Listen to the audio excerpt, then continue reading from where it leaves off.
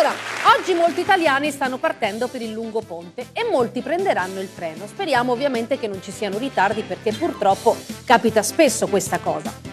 Tu Alessandro, su questo argomento, no, che è un argomento comunque dove gli italiani, no, soffrono tanto su voler viaggiare e non ti puoi muovere o devi aspettare per ore e ore e ore nella stazione in aeroporto. Hai qualcosa da dire? Vuoi prendere una posizione? E siamo a parlare!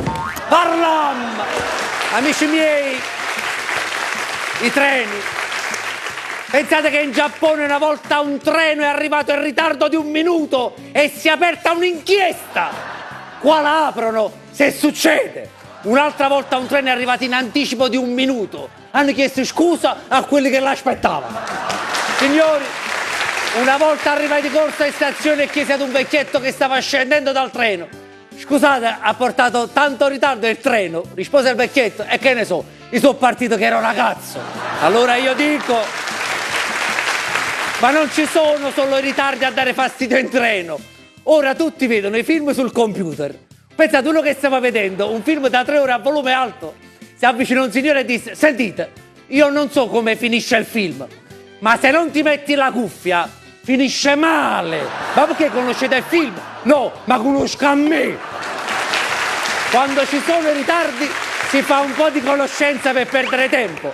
Il problema è quando capiti con quelli che hanno la famosa ascella pericolosa. Uno sta in treno e partono le conversazioni. Io sono un avvocato, io sono un muratore, io scommetto che invece tu fai il parrucchiere. E come te ne sei accorto? Perché se alzi il braccio mi fai le mesh, oh frata! Ieri un conducente ha detto al passeggero: oggi sono arrivato con 1 minuto di ritardo. Rispose il signore: sì, ma sei partito pure 1 settimana prima. E allora dicono che il treno passa una sola volta nella vita e noi restiamo tutta la vita nel dubbio. È già passato o sta facendo solo ritardi? Ha già parlato. Grazie, grazie a tutti quanti, grazie. Tra l'altro, grazie. Tra l'altro, scusami Vanessa, voglio dire che dobbiamo dire questo e quello. Proprio oggi è successa una cosa molto grave, un terremoto nelle Marche, che tra l'altro ha bloccato molte persone sui treni. Quindi innanzitutto massima solidarietà da parte nostra a tutti voi. Sì.